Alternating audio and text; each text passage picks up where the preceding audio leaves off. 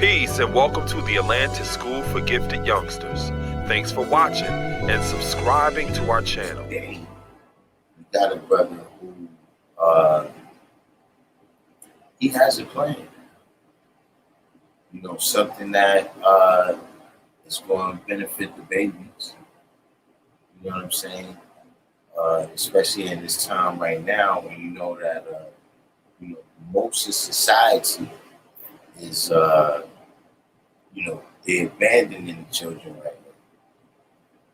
You know, it's getting ready to be every man for himself out here.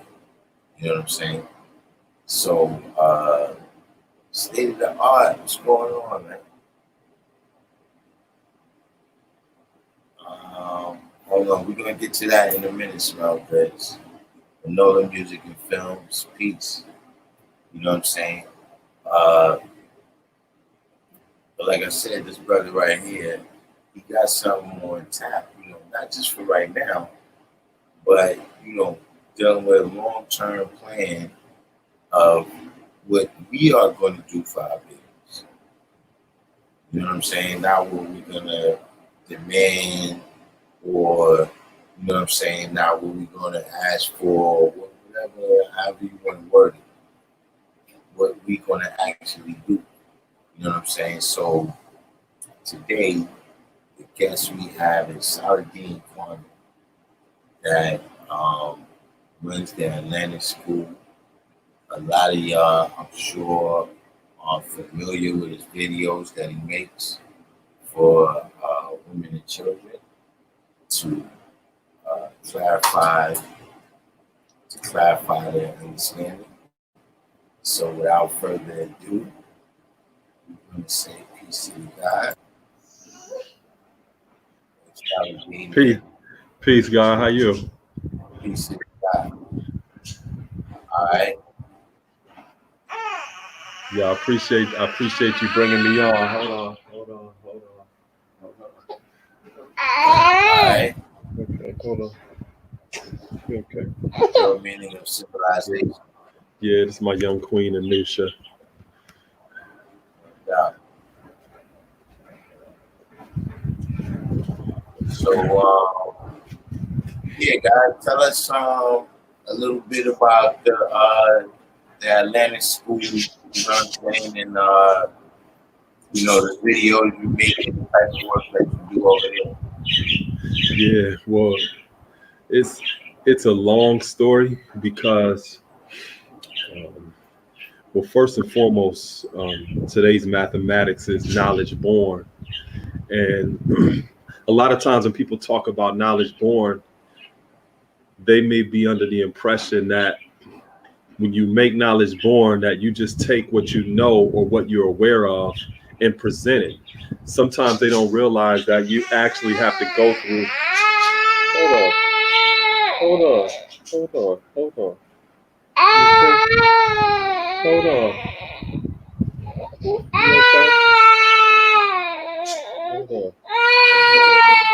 You want to lay down? You want to lay down? Hold on, let me lay her down.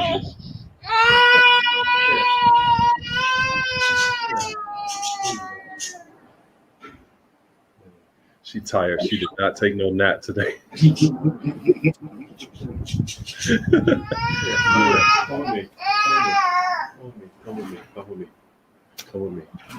Okay. But I'm gonna have to build, so you have to be quiet, okay? Okay. So going back to what I was saying, when we talk about knowledge born, a lot of times people don't realize that you actually have to go through the steps or the processes in order to born something.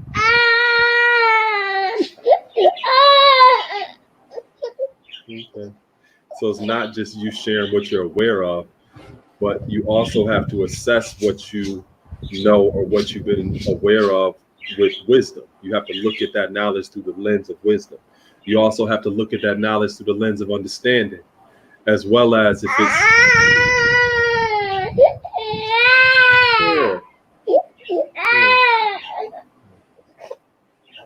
or even if it's culturally competent. You know, whether it's culturally rooted with what it is that you say that you know and that you're aware of before you even get to the point of born or something. you have to assess it through the lens of our culture. Also, when you're talking about power, you have to consider what type of power dynamics are intrinsic to this knowledge or what it is that I'm aware of. How is it going to shift that type of paradigm and put us in a position of power in relationship to others? You also have to assess it through the lens of equality. Does it have a sense of harmony and fairness and balance to it? And then when you get to the level of God, is it God-centered? You know, so you have to look at it as, is this something that's godly or righteous that I wanted to born? By the time you get to build or destroy, you're assessing what are the assets and what are the liabilities of this, right? So knowledge of what we know has to go through those processes before we get to the point of born in anything. And a lot of times people don't realize that, or they're not dedicated to the processes. So I was saying that this is a long story because I've been working in the community, and particularly working with youth for well over Wisdom Sight for years. And when I came into knowledge of self, that is what resonated with me. You know, it wasn't just seeing God's building on high sciences and speaking in a language that was over people's head and sounding intelligent. Nah, what attracted me was the father's in his 30s and he got children hanging around him skipping school. And he got to tell them to go back to school, or if they have some type of criminal record or something like that, they need to go address that. You know, that's the kind of stuff that resonated with me, seeing the fact that he was a youth advocate and he was dealing with community outreach, because that's something that my parents were also into. So I already understood the value in that, and that's what attracted me. So that is what I've been doing for over Wisdom Sight for years. The exact same things that the father advocated in terms of working with youth in the community, being a community advocate. And over time, I've been able to successfully do a lot of projects, programs, and initiatives, and operate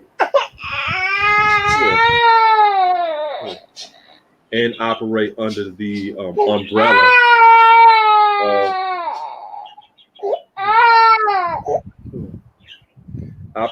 umbrella of different 501c3s or nonprofit organizations. So in other words, because I'm a producer, because I'm an executor, because I come up with projects, programs, and initiatives, either as a facilitator or a program director or a program coordinator, organizations that are non-for-profits that go after grant funding would always look for me. Hey.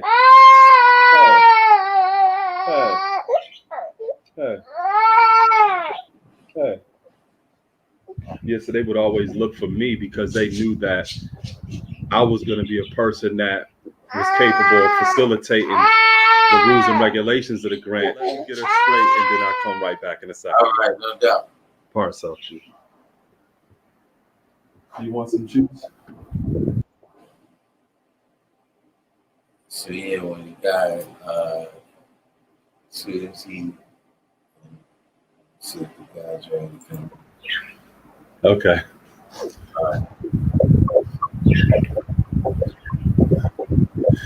Yeah, I was doing an interview yesterday for the local news, and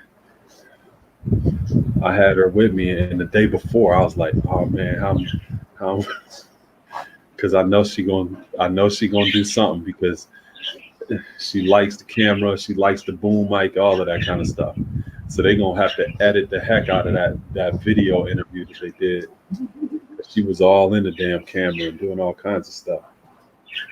But going back to what I was saying, when I started getting involved in the community by being an executor and knowing how to take things from knowledge of born, going through those processes and being successful in my undertakings, people begin to look at me as an asset and say, if they're going for grants and they're striving to put some type of program, project, or initiative together, they knew that they could come to me because they knew what my capabilities were. So for years, I was working either contracted out with 501c3s or institutions, or they would use their tax exempt or their nonprofit status to go after grants and give me the money so that I can implement the project, program, and initiative that I wanted to. So it got to the point.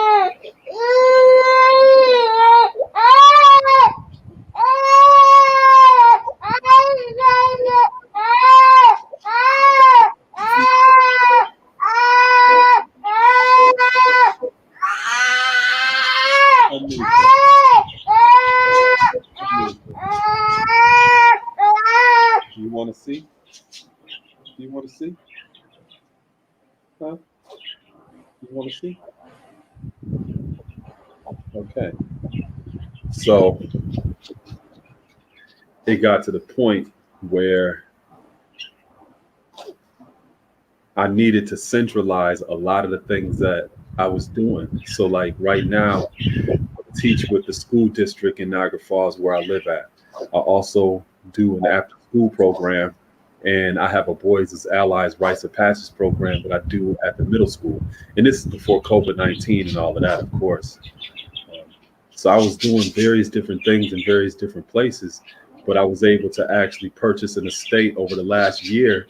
And now I'm utilizing that as the central location for all of my projects, programs, and initiatives. And it's called the Atlanta School for Gifted Youngsters.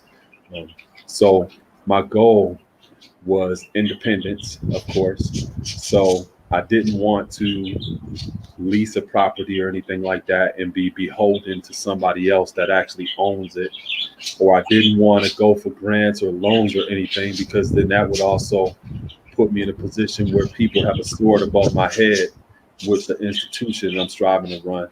So thankfully, because of the various different relationships that I've established in my city, I was able to acquire the property through our community development program, because I was connected with the person that's in charge of community development. So I got the estate for less to nothing. And now I'm in the process of doing renovations in order for me to establish a cultural enrichment early learning center for youth, and then an after school program.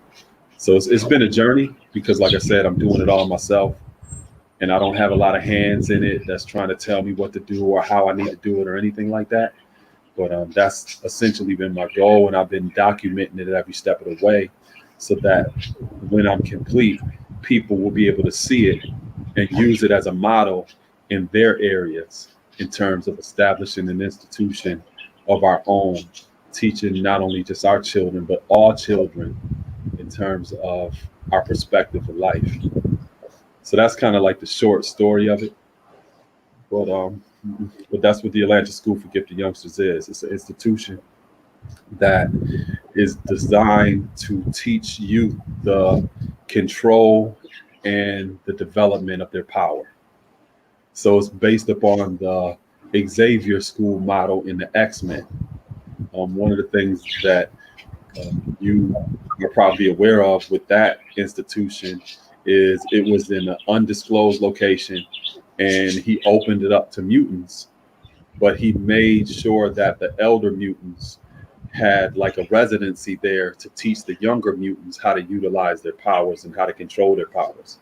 My institution is based upon the same exact premise, but as opposed to mutants, we're dealing with people who have knowledge of self, who are skilled in various different areas of life, lords of all worlds. So this school is in Buffalo? It's in Niagara Falls, New York, where I live at. Niagara Falls? So that's like 20 miles outside of Buffalo. All right. Yeah. And I'm saying, so it's like a thing where it's a campus where the kids is gonna just come there in the daytime, or is it a place where so in the daytime it's going to be an early learning childhood center. So I have my CDA, which was my Child Development Associates, and I've been teaching preschool for like the last 4 years. I just transitioned into teaching primary school this year. The school that I teach at, we have a 35% student demographic who have learning disabilities.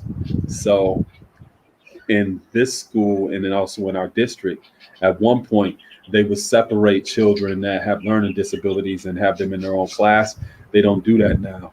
They integrate them in the regular classrooms. And what my responsibility is I have my own segment of students in second grade, fourth grade, and then sixth grade that I work with specifically as my own students within the class. So this is the first year that I've transitioned into doing that. But prior to that, I was teaching preschool for like 4 years. So the Atlanta school is primarily going to be an early learning childhood center for preschool in the day. And then in the evenings, I'm going to be doing an after school program for pre-adolescents, children between the ages of 9 as well as 12, 9 to 12. And then I'm going to also have a Boys Allies Rights as Passions program that I already do at the middle schools for boys ages 13 to 16.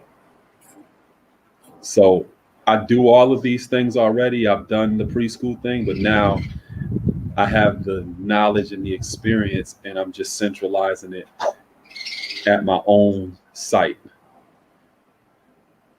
It's perfect. So how do you see that fitting in?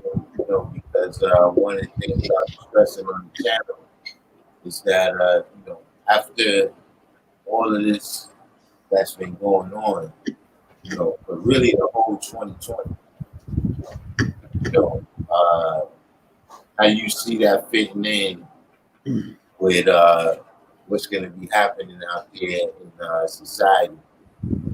Well, it's timely because, like, we both know that we write history in advance, right? So having knowledge of self puts you in a place and in a position where you can actually predict things and position yourself so that you can take advantage of certain opportunities as the layperson catches up to that, because they may not have that vision or that ability to predict. So for example, a year ago, I created an Atlantis School online youth outreach development course. It's a self-paced course that I designed that has 7 modules to it. This was over a year ago, which allows a person to log right online and learn a lot of the things that I've learned for over the last 20 years working with youth, so that they're equipped to be able to work with youth. And it's an online course. Right now, that's something that is of high value for people who are using a distance learning model. So that's one thing that I already was ahead of time doing. Also in February, before this stay-at-home order with the COVID-19, I started teaching an online class for women. So I was teaching a Zoom class for women every week for 28 weeks. Not 28 weeks, I'm sorry, 28 classes. And I was doing that in February and actually ended in April. And this is before anybody was talking about, oh, we need to start having like online classes in parliaments and all this other stuff. I was already doing that in February. Also, I created an animation series, and just towards January, I think it was, I launched a storytime read aloud for children. So what I did is I actually scanned books that deal with identity, that deal with social justice, that deals with our chronology as a people.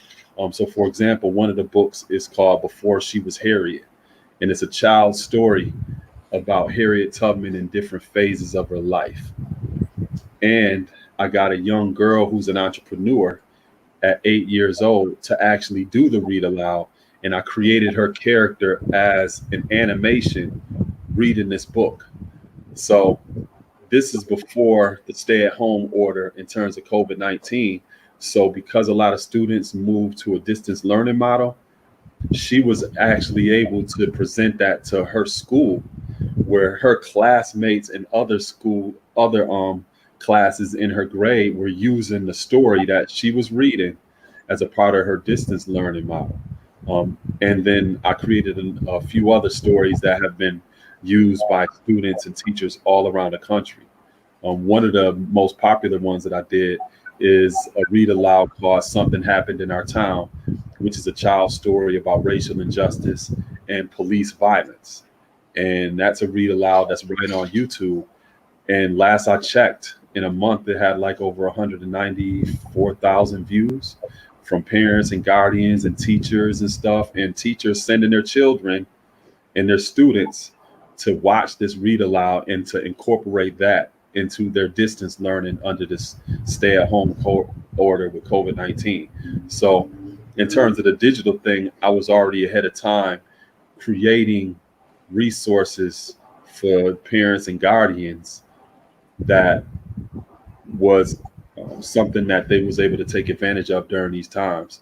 So the institution itself not only incorporates digital learning resources, but also life skills that a lot of these students are not learning every day in school. So I've already been prepared for instances like this.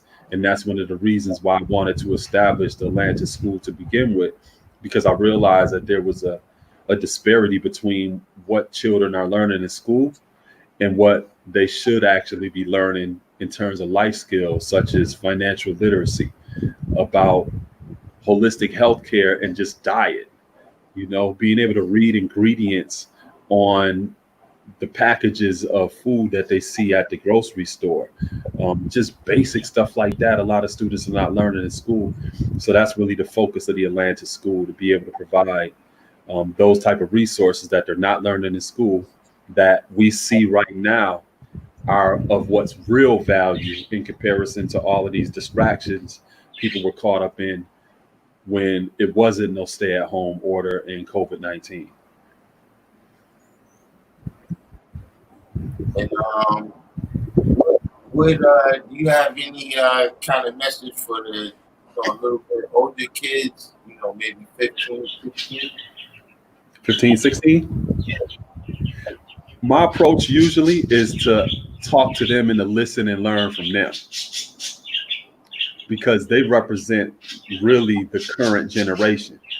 Right. And whether they know it or not, they're really the leaders of the current tide or the current times that we're existing in. So the best thing that I always do is I'm asking them questions and try to learn from them. I mean, if somebody were to ask me to name like 10 of the like popular hip hop or rap artists out today, and to save my life, I'll be dead right now.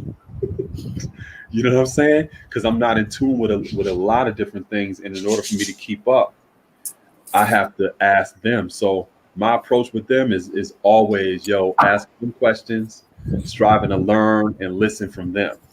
And it is through that I may find an opportunity to share some things with them. But for the most part, they're really my students.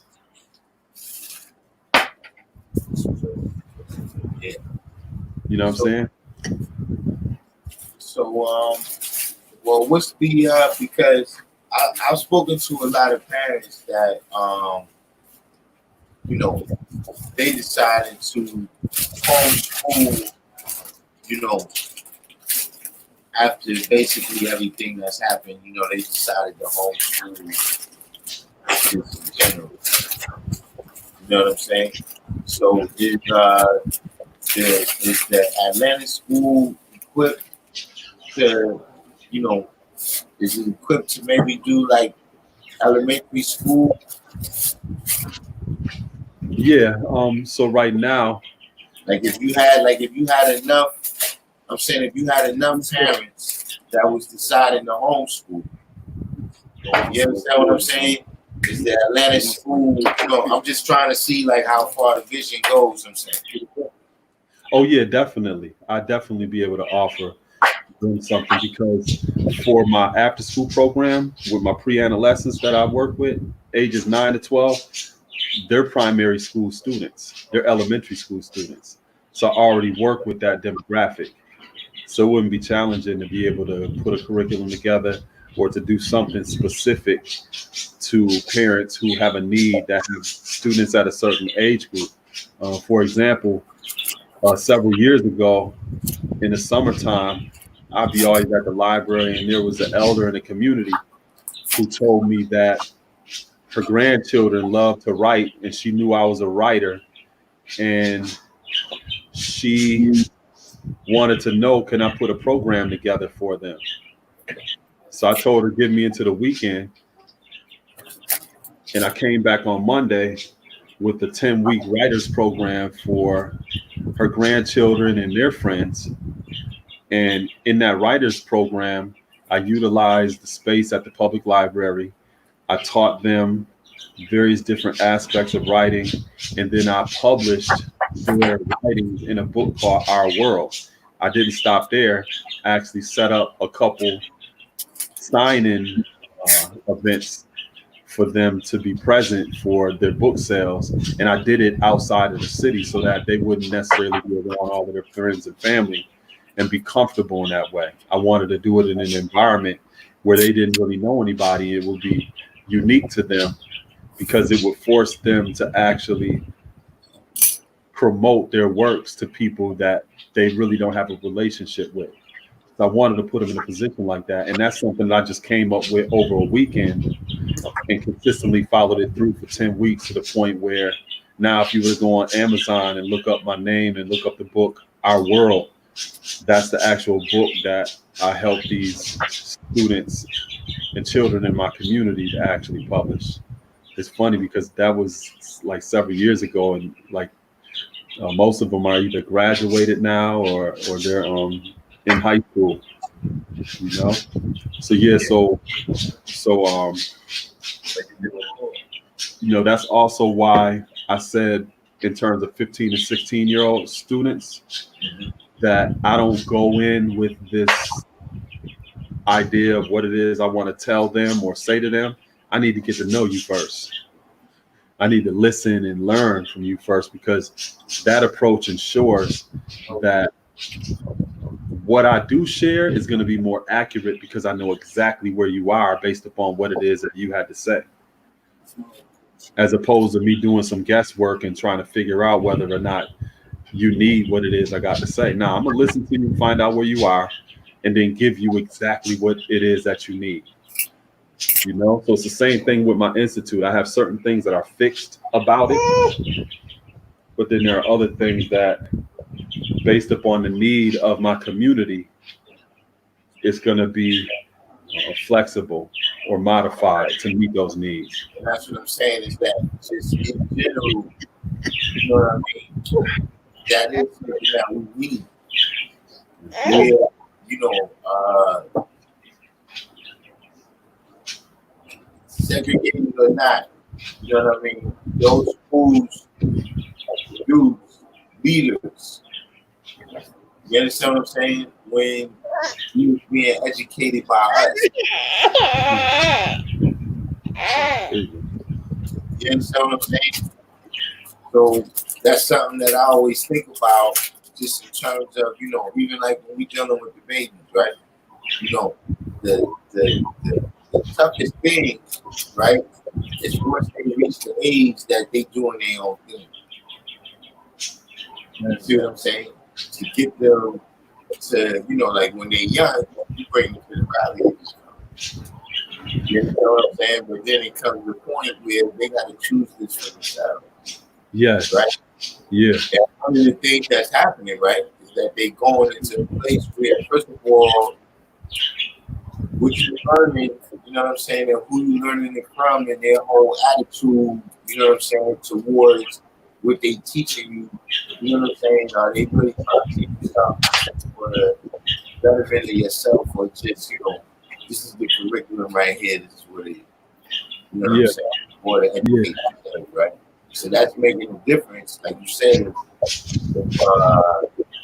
actual useful life skills is being included, you know what I'm saying, with just the simple arithmetic and, you know, alphabets. You know what I'm saying? So that's one thing that has an impact, and then it's also the peer pressure once they get into that environment. You understand what I'm saying? Being that, you know, the reward system of war. You understand what I'm saying? In terms of what's rewarded in a foreign environment, you see what I'm saying? Versus what would be rewarded in the environment of your home. You know what I'm saying? Yeah. So what's your thoughts on that in terms of, you know, developing a school to that level? You know what I'm saying? We could say, look, all the way up to PhD. You understand what I'm saying? Because a person could do that in the world. Yeah. To go to the whole PhD, right? And the previous is some of the finest schools in the world. You understand what I'm saying? You know, you can go to all these different Catholic schools and universities, all the way up to PhD.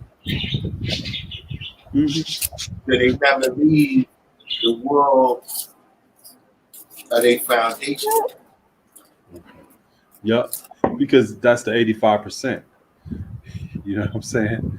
The majority of people are like that because they still love the devil because the devil gives them nothing. They're still connected to a society and a system where they lack the confidence in themselves as well as those who actually look like them. You know, one of the reasons why I wanted to get into early childhood development or preschool is because I wanted to set youth on the proper trajectory as early as possible. And it's called pre-K because you're prepping them for the garden. Once they get to kindergarten, you're actually prepping them. And I wanted to get involved in that aspect of their growth and development because that is the real role where you are creating, you are a part of their brain architecture at that point. By the time they reach equality or 6 years old, their brain is 95% developed.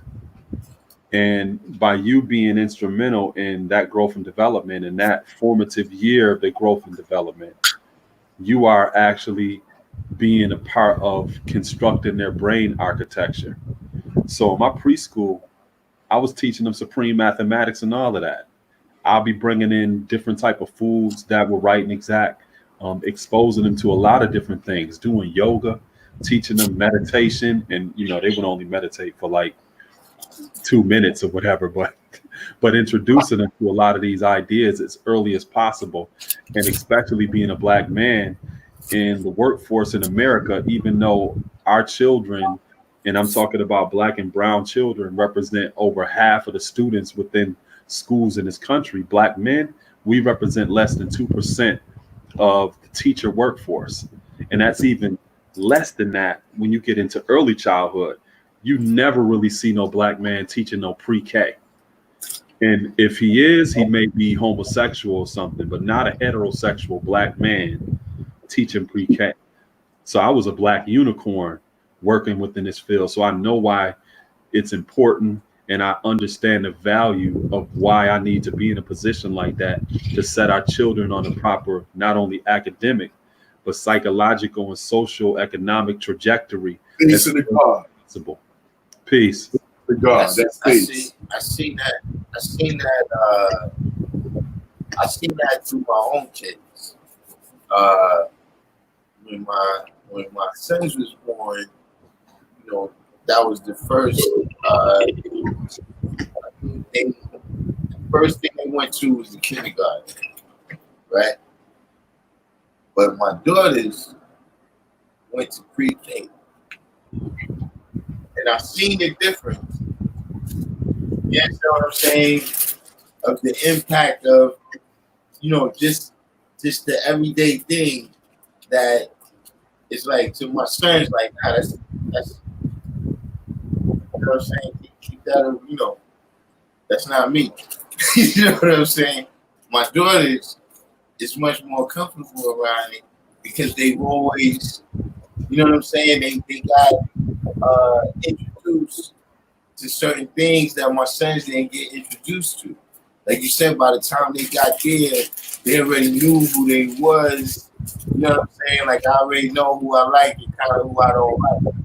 You understand what I'm saying? I can't really be programmed at the same level. You know what I'm saying? So that's exactly what I'm saying, is that the more levels, because even when we do that, right, they can still negate it once you get up into those higher levels, right? And like I said, you know, for some kids, when they go into school, they learning more from the other kids than they learning from school. You understand what I'm saying? Mm-hmm. So, you got to look into building, I'm saying, an entire school system. Because, we can look around the country. So the education system has failed us. You understand what I'm saying? And I don't think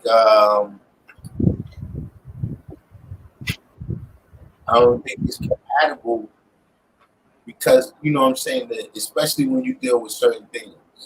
You know what I'm saying? Like when you deal with things like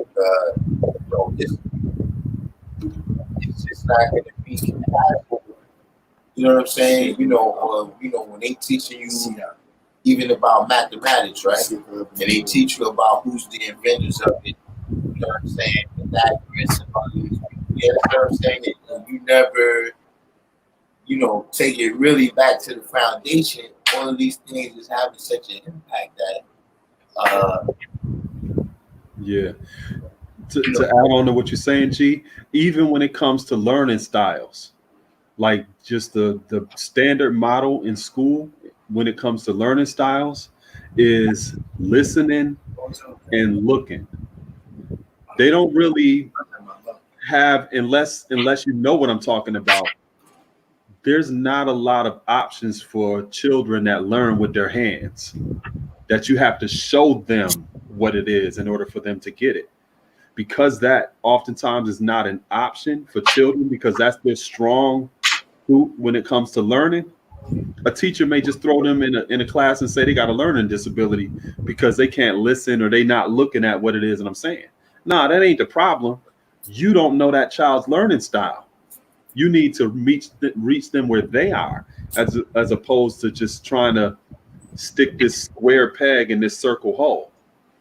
But a lot of times teachers are not going to make those type of concessions or modifications, especially if they have classes coming in back to back. They just going to do whatever the standardized curriculum tells them to do. And a lot of times they're not going to make no modifications for students in terms of real education when it comes to the Latin root adducere, which means to draw out. They're not really invested in drawing things out of children. They're just invested in, let me put stuff in you and see how well you can regurgitate what it is that you need to memorize and mark A, B, or C, or D on this test. They ain't a lot of times doing no teaching.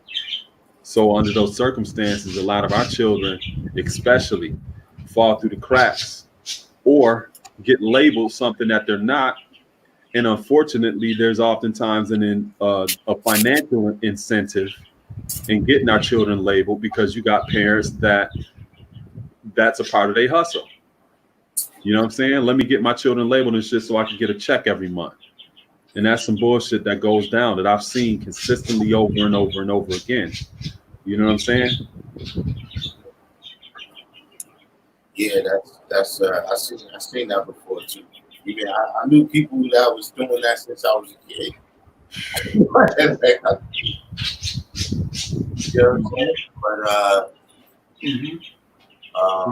One thing, let me add on to again, God, about something that you mentioned about the school system. A lot of times people are not in a position to have the mindset to financially invest in an institution and establish it on their own. So again, you have to strive to meet people where they are. And one of the things that can be done is to reestablish this concept of a village and to support our children collectively when it comes to supplementing their education. We may not have an actual brick and mortar building, but what we can do is get some children together and offer them some type of support based upon whatever grade level that they're in, which means as a collective, we have to establish better relationships with one another and build institution in terms of right here until we get to the point where we could establish something that's a brick and mortar. That's just where I'm at right now in terms of establishing a brick and mortar institution. But a lot of us may not be at that point. Peace. Who's that, Day Son? Yes, peace.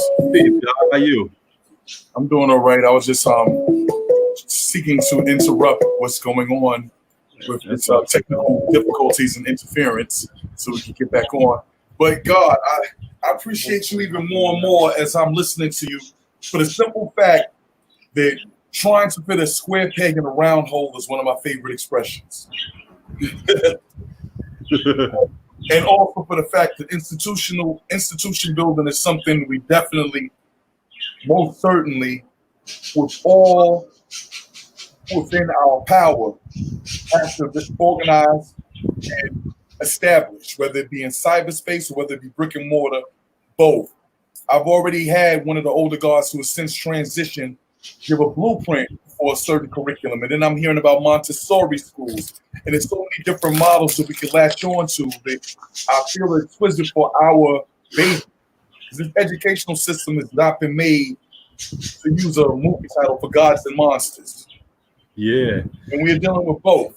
Yeah. And monsters need to be educated just as much as the gods do. And the earth. We can't forget the earth. We can't forget the queens. Can't forget the babies.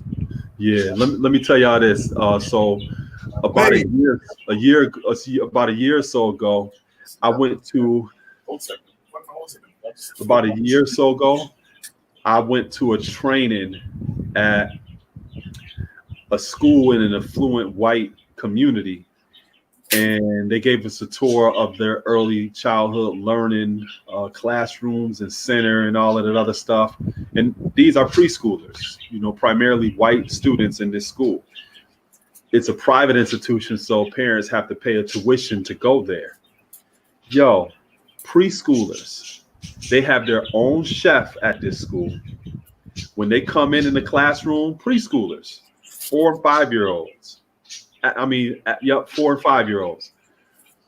They have a whiteboard where they go up to the whiteboard and it's digital, and they have to drop whatever items they want in a cart for their lunch every day. They have a greenhouse in the back, and they had garden beds where they grow their own vegetables and stuff. They had a program that they were teaching their students where they were going around the city, and this is in the city of Buffalo, by the way, where they were taking field trips around the city of Buffalo, preschoolers, and looking at landmarks and drawing important landmarks. And that was a part of their project in terms of documenting the landscape of their city. They also had a public speaking initiative for the preschoolers, where they take them to the auditorium and they teach them how to public speak.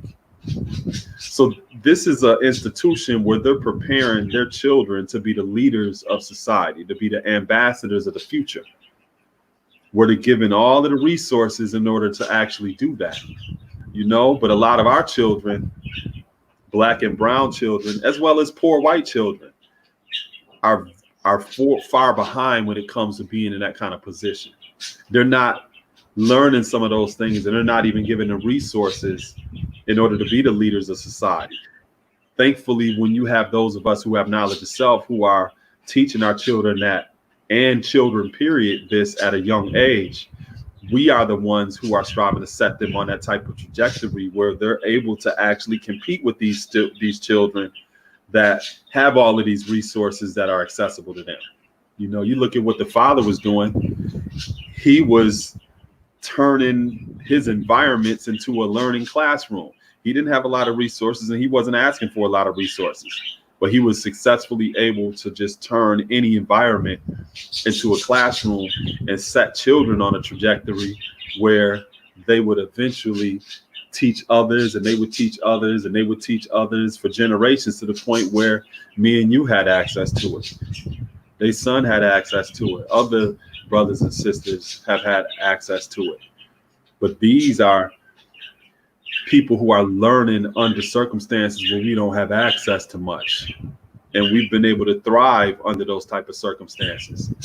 And I'm seeing the exact same thing that's going on right now under this COVID-19 stay-at-home order, where we're thriving and we're positioning ourselves to even be much more committed than what we already were when it comes to our duty as civilized people. See, and that's one of the things I'm saying is that we got to have that commitment, right? As a whole society, you know what I'm saying? Meaning, you know what I'm saying? Like for instance, we speak a lot of times about politics, right? And voting is what I look at as the retail level of politics. You know what I'm saying? Where all the real business has been transacted, and you are paying for everything that happens. You understand what I'm saying? You know, doing things like being the ones that educate the children. You understand what I'm saying? And these are the people, like you said, that you aspiring to go into politics and things of this nature, right? Now is where you can say, all right, we voting for somebody that we know is not just because of skin color, you know what I'm saying? And we just so happy to see somebody black achieve something, you know what I'm saying, that we voting for them blindly, but then they represent totally detrimental policies, you know what I'm saying? So that's the type of level where I'm saying that as a society, right? We gotta look at what the benefit is of building these institutions. You know what I'm saying? Like a person, like yourself, to be the leader, you know what I'm saying, or provide the leadership, you understand what I'm saying, by doing what you're doing, and people see that as an example. You know what I'm saying? But at the same time, this is something that gotta be done all over. You know what I'm saying? Like right now, in certain cities, you know what I'm saying, around the nation, country I'm talking about, right? The United States of America. There's certain cities that's known kind of like there's some kind of knowledge over there. You understand what I'm saying? And then there's other cities that, they don't really have no history of that. People over there, they not really about that type of thing. You understand what I'm saying? And I'm saying that, what we teaching, you understand what I'm saying? And who we teaching and everything, it's got to be standardized. Yeah. You know what I'm saying? To the point where, we all, because, everybody having the same version of history, for instance, right? You know what I mean? Like, that was something that I learned dealing with the science of wars, right? In the history of wars, right? That every country got their own history of that. Like in Russia, they say they won World War II. You understand what I'm saying? So, being that that's one of the jobs, that's one of the things they do with history is build up their patriotism. You know what I'm saying? And things of that nature. We got to have a standardized kind of curriculum. You know what I'm saying? That is building my nation and is building us up. You understand what I'm saying? And the common history where we recognize each other.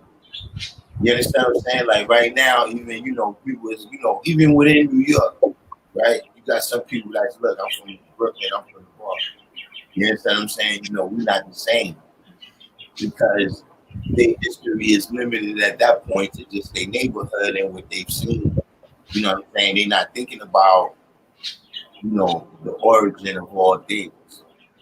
You see what I'm saying? But when you go more into the depth of what's the common history, man, like what's the, things like, how we all got over here, you know what I mean? What was the original decrees that was passed by the Pope?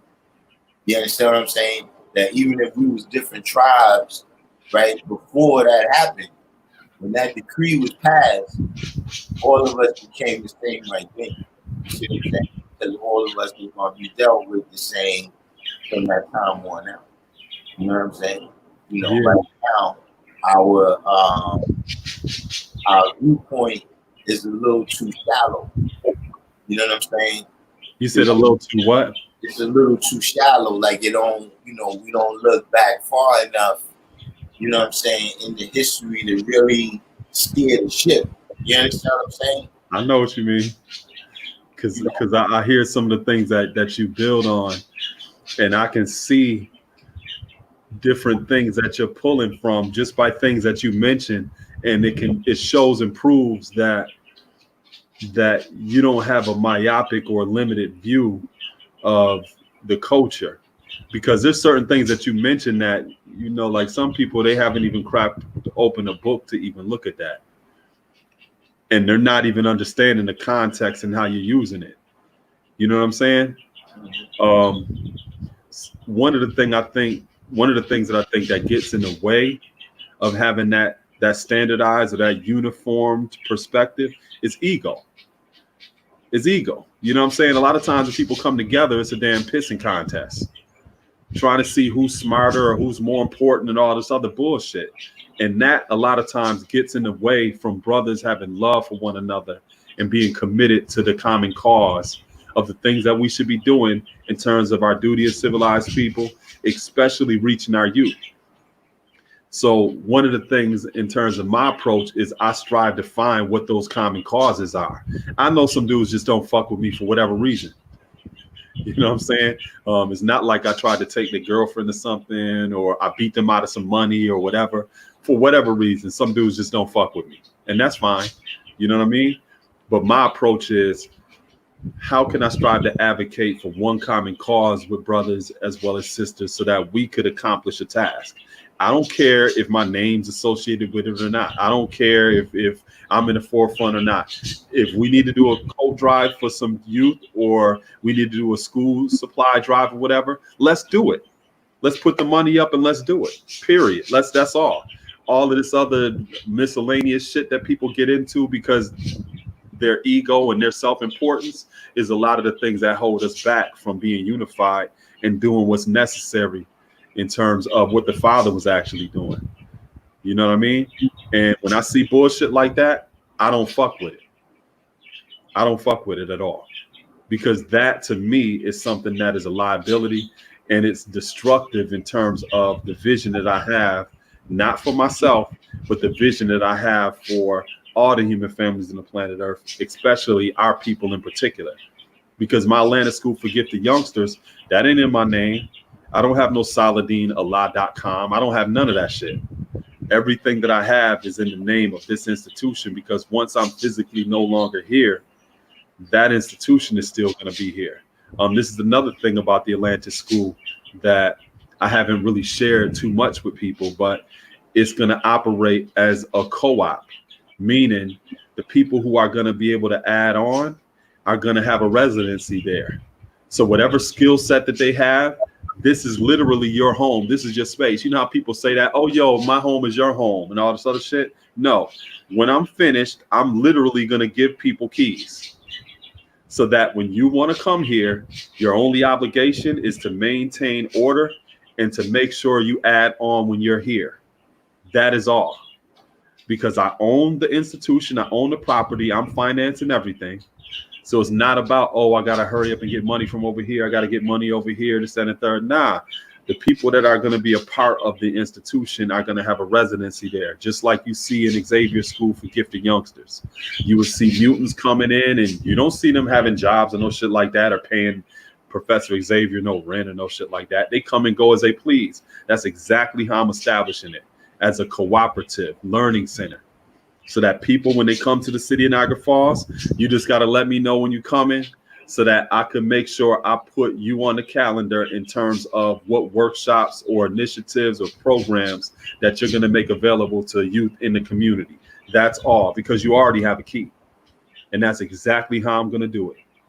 And like I said, I'm documenting this every step of the way so that when people see this, they can see the value and how it's duplicable in any major city or smaller city around this country. And think about how beautiful that'd be if you can go to Portland, Oregon, because you actually have a home out there now. You just have to be dedicated to teaching and providing resources for the youth in that community. If you want to come to Niagara Falls, come to Niagara Falls. If you want to come to this space, come to that place. And that's my vision in terms of the approach towards providing the type of education for our youth to set them on the proper trajectory to be the ambassadors of the future. You know, so I'm excited about that. You know what I mean? Like I said, I've been doing this myself. You know, except for like certain I've been learning some things. Like I didn't really know how to put in PEX, which is like a supplement for like copper piping for like water and stuff like that. So I had my neighbor help me out with installing that inside of the property and everything. So I've been learning things in the process, some of the things I'm able to do, but I'm thankful to be able to have people that have been able to add on with like plumbing work or electrical work and things along those lines. But like I said, that's my vision. And I've already been successful in my undertakings in a lot of other different ways, but now I'm able to centralize a lot of those things into one actual location. And like I said, it's going to be shared in the form of a cooperative. So being involved is, go ahead, G. That's the thing that we speak on this channel too. You know what I'm saying? You know, that could be a big difference, you know, in the longevity or whatever you're doing. You know what I mean? Is to what degree and how fast give everybody the power. You understand what I'm saying? You know, certain individuals, you know, that's kind of what happened to their movement. You know what I'm saying? They might have had a good thing, but then when something happened to them, that was, you know, the whole movement was invested in them as a personality. You understand what I'm saying? And so, you know, it wasn't already like that's things that the chain of command has to already be in place. You know what I'm saying? If you don't have the chain of command in place, then now it's got to be a war about who's going to pick up the pieces. You know what I'm saying? You know, so just in general of you know, all the different things that you were saying, like, you know, I look at institutions, and, you know, those are like pillars that hold up the community. You know what I'm saying? Like, you got a table, you know, institutions is like pillars, you understand what I'm saying? That is holding up the community. You know what I'm saying? So right now we like a three-legged table. You know what I'm saying? Where any problem, right, it's like a gallon of milk, you know what I mean, or a gallon of water that you put on the table. You see what I'm saying? Everything can come crashing down. If you got four solid legs, you know, you got institutions to hold it up, right? Now you might get a ring or a stain on the table. You understand what I'm saying? If you put a gallon of water on it, but it's not going to bring everything crashing down. You know what I'm saying? So everything that they introduce, right, into a community with, you know, a lack of stable institutions, you know what I'm saying, is going to destabilize the entire community. You know what I'm saying? That education is definitely, you know, one of the primary things. You know, we already got the foundation. You know what I mean? In terms of, you know, not just supreme mathematics and supreme alphabet, but I'm saying for like, you know, the last 100 years. You know what I'm saying? Like we talk about Nobuju Ali, Elijah Muhammad, you know, Malcolm X, you know, the plan and all of that is already, that's already been invented. You know what I'm saying? Yeah. And at this point, you know, it's just a point of putting it into activation. You know what I'm saying? You know, actually building the institutions that it takes. You know what I'm saying? Like, you know, right now, you know, even in terms of people going to college, right? You know, say that last word again, G. In terms of people going to college, right? The young from my community that go to college, a lot of times they bunched up in only a few majors.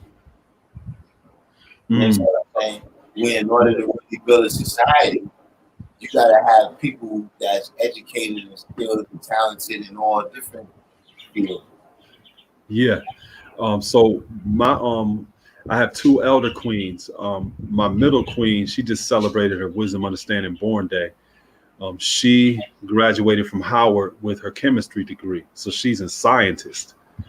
And her grades were so good that she got accepted into a doctorate degree program at Maryland University, and they're paying for her doctorate degree and paying her a stipend monthly so that she does not have to work. Right? So that's my middle queen. My eldest queen, she also graduated from Howard, and she has her master's degree now in forensic psychology. So she right now works for a company, and she's living where from her balcony she could see the Capitol building in DC.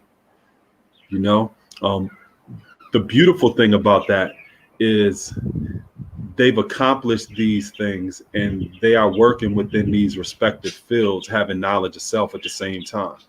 They're not sellouts. They're not on no bullshit.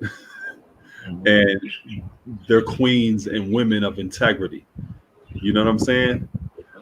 And to me, ensuring that we have those type of children who are going through this academic system, maintaining their integrity and their identity is what's key. You know, preserving the best part for yourself and not caring about the poor part or the worst part. Because like you were saying, some things in terms of the academic system are not applicable. We need to leave that shit behind because it does not work for us. But there's other things that may be able to work to some degree. And those are the things that we have to learn to preserve for ourselves. You know? Another thing that I didn't mention is the only institution that I've actually partnership right now with my Atlanta School for Gifted Youngsters is an institution out of Toronto called the Blackstone Foundation Library. The Blackstone Foundation Library has one of the largest Black and African-centered book collections in the world. And it's based in Toronto. And they also established mobile library units that they take to communities that don't have access to a public library. One of the founders of the Blackstone Foundation Library, her name is Athena Wong, and she is the mother of one of ODB's children, of A-Sun Unique's child. So she established that through being exposed to knowledge of self through ODB. And that's the only institution that I've actually partnership with to this day. So my institution, the Atlanta School for Gifted Youngsters, is going to be the only institution within the United States that has a branch of the Blackstone Foundation Library in it, which means in terms of the book collection that they actually have, in order for people to have access to that literature, they're going to have to come to my institution or go to the institution that's out in Toronto. Yeah, that's definitely, you know what I'm saying? That type of those type of ideas can be introduced all around the country, you know what I'm saying, all around the world. You know what I'm saying, all throughout the nation. You know, that's one of the most urgent matters. You know what I'm saying? Like even in terms of what's going on right now. You know, I'm personally, I'm proud of the young, and they're causing things to happen that I've never seen before in my lifetime. Like the amount of people that are being held accountable for the things that they've done and the things that they're doing, is at an all-time high right now. You know what I'm saying? Yeah. The opportunity to do a lot of things. But even knowing the history, you know what I'm saying, of everything that happened in the 60s, you know what I mean? One of the flaws was that there was no vision, right, of what civil rights really look like. You understand what I'm saying? They didn't really know what it really looked like, right? So then people who did have a clear vision of what they wanted to look like, that's the vision that we ended up with. You understand what I'm saying? Like if there was some clear vision on it, what we was gonna do in terms of the integration of schools. You know what I'm saying? Just like what we're talking about. You know what I'm saying? Yeah, the schools got integrated, but it didn't improve our education. You know what I'm saying? If anything, our education deteriorated since that time. You know what I'm saying? And one of the things for that was that, you know, the people that was around at that time didn't know what they wanted integration of the schools to look like. You know what I mean? A lot of them, you know, probably going on the white man's ISIS culture theory.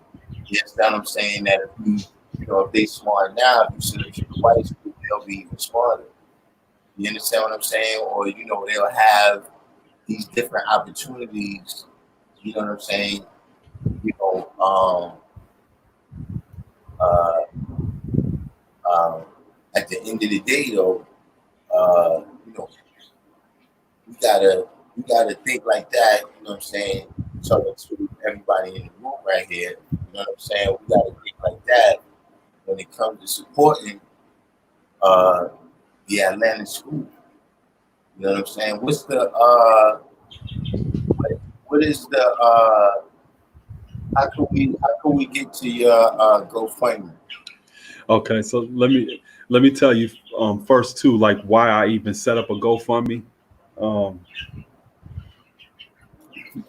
So prior to that, I was just doing everything myself, right? And I told myself I'm not gonna set up a GoFundMe or anything like that. I'm just gonna do everything myself. And one of the reasons why I had that posture and that attitude is because I seen a lot of 10%ers just using people in terms of their labor so that they can make themselves rich, taking advantage of people. You know what I'm saying? And I didn't want to be associated with that at all. So I didn't even want to put anything out there that even looked like people could even put it in the same category. Like, hell no, not at all. Right? So what happened is, under these circumstances with the stay-at-home order and COVID-19, one of the things that you were mentioning about one of the flaws of the 60s, one of the things that I've noticed as well with today, one of the reasons why things are much more apparent and obvious is because there's less distractions. You know what I'm saying? It ain't like people could sit there and turn on a sports channel or some shit like that, or they can tell you about this concert that's going on, or to use all of that stuff as deflection instead of dealing with the actual issues. All of that shit is on pause.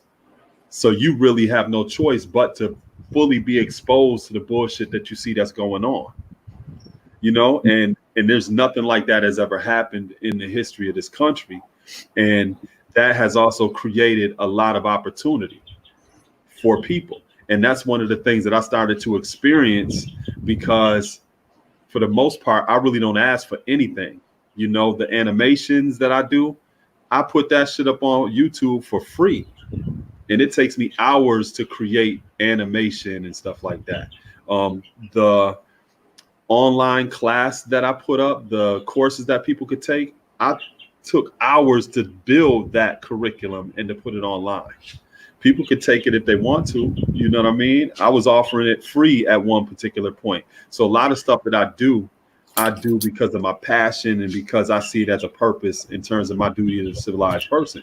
And I don't ask for shit, right? But it got to the point, especially under today's climate, that mad people started reaching out to me asking what it is that they can do, especially people who are classified as white. And like I was telling you, with my digital or my animated read alouds that I do, mad people were looking at that and saying how important it was and how valuable it was with being able to reach and teach their children this, that, and the third, and saying like, yo, how could I help? How could I help? How could I help? And I really didn't have shit to say, but I appreciate it. You know, so I was like, you know what? Let me just set up a GoFundMe so that if people really want to assist in that way financially, that'll be peace. I'm still going to do the shit myself. I still been doing it. Yet at the same time, if they want an opportunity to be able to add on, it's there, you know. Just this week, so I live in Niagara Falls, and the American Falls, you have 3 falls. You have the Bridal Veil Falls, the American Falls, and the Horseshoe Falls, and the Niagara River. The Niagara River is the last river that you cross in order to get to the Canadian side. So you have Niagara Falls, New York on the American side, and you have Niagara Falls, Ontario, Canada. Niagara Falls is considered a 7th world wonder, and there are millions of people who visit here every year. On the Canadian side, the Niagara Parks Department actually illuminate the falls at nighttime. They shine lights on it and stuff like that to create an experience for visitors here in the falls. So I just connected with the Niagara Parks Department this week, who are going to be illuminating the falls tonight in honor of Juneteenth. And they're using my Juneteenth animation series that I created to promote the awareness of what Juneteenth actually is and to amplify the voice of Black people here in America. You know, I've been getting a lot of people who have been starting to become more aware of some of the things that I do and utilizing their platform in order to amplify a lot of the things that I do. So it's been a moment where I said, you know, let me create a GoFundMe, and people that want to support, I definitely appreciate that. You know what I'm saying? But if people wanted to check it out on my YouTube page, if you were to just put in like Atlantis build or something like that, it'll take you to my page, and then you'll be able to find like a video that I have on there with a video that I did about my GoFundMe Atlantis School Renovation Project. Or if you're like on Instagram, you can go to my Instagram page at Atlantis Build and get more information there as well. And that's, you know, so that's what I'm doing. And I'm thankful to be at this point where I'm able to maximize my time. So before the stay-at-home order and stuff, all of the stuff that I was doing that shit with pockets of time outside of teaching school every day and doing an after-school program. I'm also a human rights commissioner in my city, and I've been appointed there by my city council. So we have monthly meetings, and there's other things that I have to do as a human rights commissioner.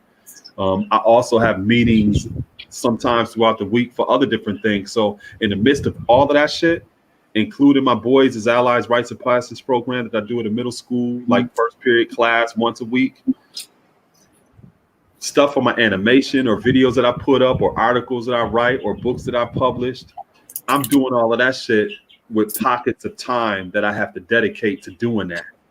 Now I got mad time to do exactly what it is that I truly have a passion for doing. Not to say that I don't love teaching and all of these other different things. These things that I do, I have to specifically appropriate my time to. So now, once we're finished with this interview, I could start creating the animation if I want to, or do some editing on a book I was working on, or I may have an idea for an article, and I don't have to worry about, okay, I got to make sure I go to bed at an appropriate time because I got class tomorrow, or I got to prepare for class tomorrow. Nah, I have 100% of my time to do what it is that I want to do. And like I said, I've been thriving under these circumstances because I'm in a place where I'm fully self-actualizing what my vision is for my family, my community, and our people, and then the greater human family.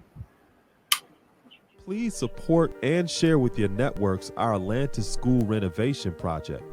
Through a recently acquired property here in the city of Niagara Falls, New York, we are doing renovations to establish an early childhood learning center and after-school program for youth in our city.